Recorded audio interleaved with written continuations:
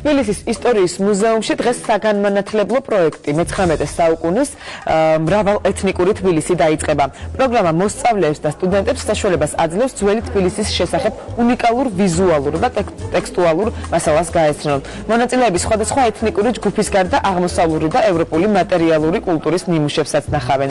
წარმოდგენილი იქნება ფოტომასალა, ტრანსპორტისა და ქალაქის ინტერიერის სამსახველი მაკეტები, საკრავები, ხელნაკეთი თოჯინები, ტანსაცმელი და სხვა. პროექტი 15 საათზე დაიწყება. აქ არის წარმოდგენილი იმ ეროვნებების კუთხეები, რომლებიც უფრო მრავალრიცხოვანი იყო თბილისში. ესენი არიან იზიდები, არიან ებრაელები, არიან სომხები, აზერბაიჯანელები. ეს არის სულ მაგათი კუთხეები და მაგათი კულტურისათვის დამახასიათებელი ნივთების გამოფენა ხდება ამ მუზეუმში.